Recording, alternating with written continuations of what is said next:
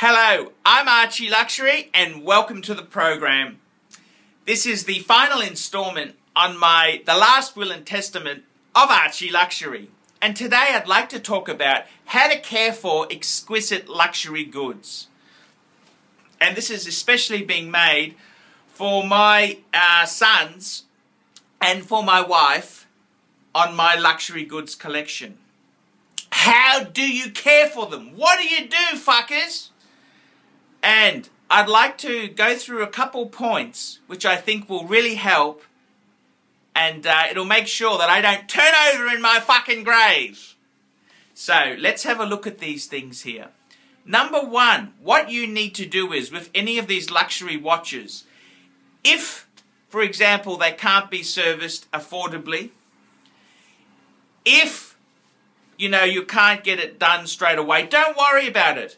Simply put it into a bit of a cloth or a bit of tissue paper, put it into a little sleeve, put it into the bank safe. Don't touch it. These are all exquisite wristwatches I own. So if they can't be repaired economically, don't let any shark talk you out of them. Just put them away and it's fine. Some people think it's got to work, Don't fucking worry about it. Just put it away, come back to it later. Don't take a lowball price from some fucking asshole just because he's trying to shaft you. The next thing I've got to say is that try and keep all the packaging and materials for the watch. One of the biggest mistakes is, like I'm wearing my Jaeger-LeCoultre as I'm making this vid, and I've actually changed the leather strap. I don't have the original leather strap on because that's $640. And it's got a deployment buckle. But I've got that put away in my safe. That buckle is worth a lot of money. The watch is worth a lot less without all those bits. Ensure you keep them. You may not fit the original strap with the buckle, but keep it on hand. Keep it in the safe. Know where that fucking thing is. The next thing is the papers, the boxes, anything like that for these wristwatches. They're really good shit to have.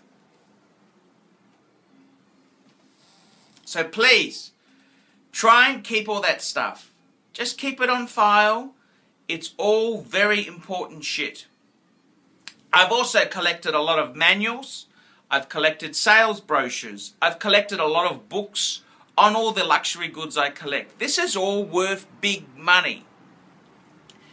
Let me say to you, I've got some very early, like these aren't that old, they're 1980s, 1990s Patek Philippe catalogues. They're just a single page, a colour fold-out page. You might think this is worth nothing, let's just put it in the bin.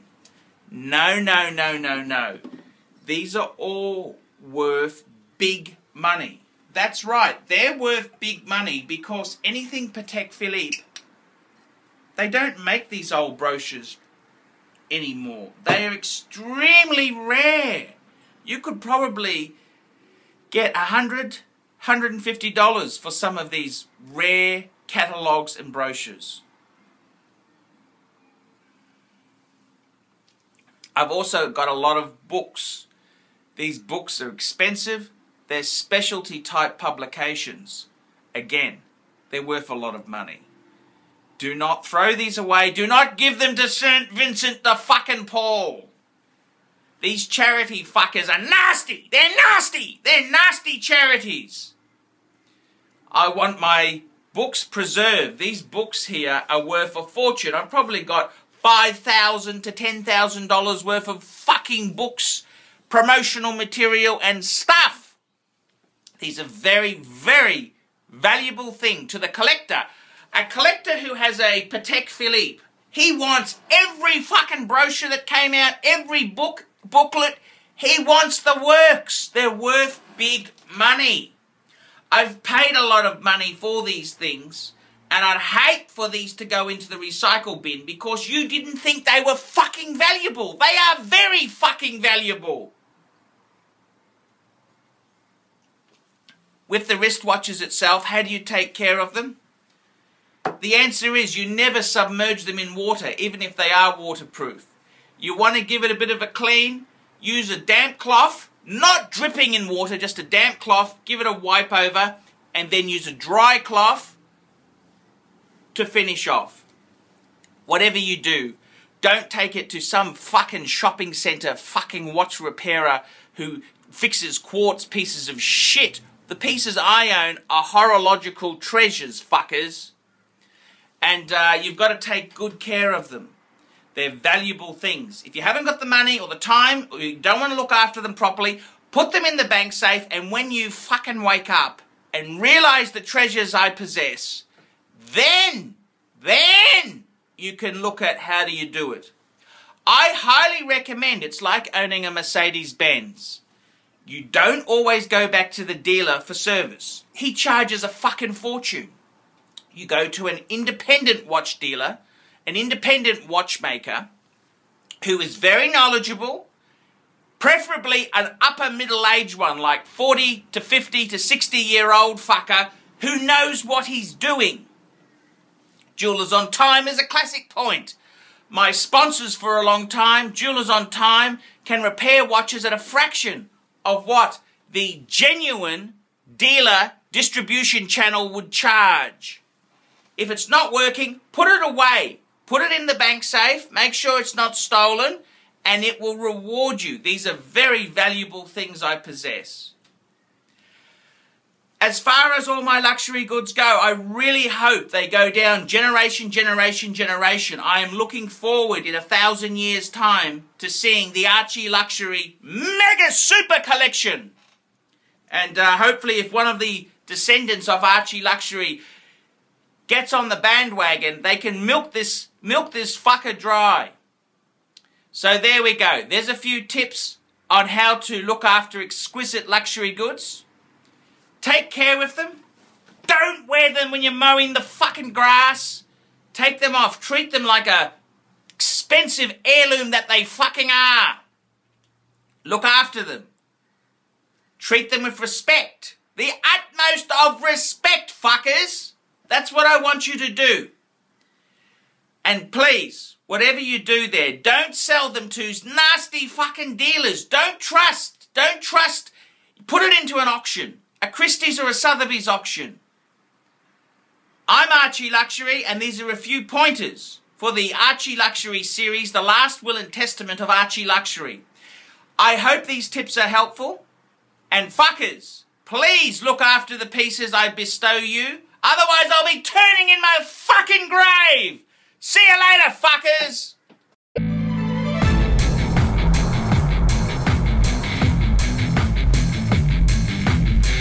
Nice one, Archie. We thought you were gone. Fuck, Archie. We thought you were gone in your prime.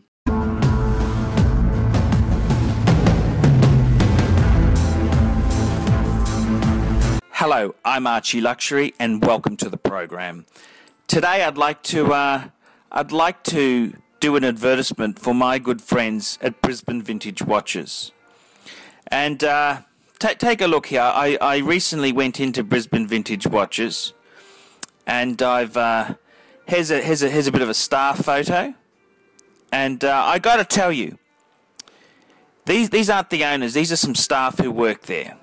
There's Fred, there's Gordon, and there's Alfie. Now these guys here probably know more about watches than most of the retailers in Brisbane. And the thing I love about Brisbane Vintage Watches is the staff who work there are such enthusiasts. Fred with the braces on, he actually sold me his Jaeger-LeCoultre Reverso Grand Date. That's who I got it off, from Freddie. And he's just a lovely guy. He works there, not for money. Well, the money that pays a few fucking bills. But he does it because he loves watches. And the same can be said for the other two staff there. Gordon's a huge lover of horology. Loves a good timepiece, and he's happy to give you personalised service and attention to help you make the right horological choice. He's a lovely young man who's developing a huge passion for wristwatches and really outstanding customer service. And finally, in this photo here, there's Alfie. And Alfie's one of the legends in the store there. Lovely guy from England, semi-retired, working in the store because he's a true enthusiast. And, that's what makes Brisbane Vintage Watches so special. Sure, they've got a great range of watches. Sure, they've got pieces to suit every budget. But it's the staff they employ that make the shop so special. And I was having a bit of a coffee or having a chat with Alfie, and he was telling me about an Omega he's got. He said, I'm getting Omega to do an overhaul on it. It's a very specialized sort of piece. It's a quartz piece. And he said, look, it's not economically viable to do it, but I'm doing it because I like the piece. And you got to hand it to Alfie. Anyone who loves the hobby that much, where they'll make a poor business choice for the sake of horology, they can't be a bad bloke. And this is the whole thing. The staff at Brisbane Vintage Watches are very, very knowledgeable. They know their stuff. And you just come in and have a chat to them. If you're a lady looking for a present for your husband, they know exactly what to ask to get the perfect piece.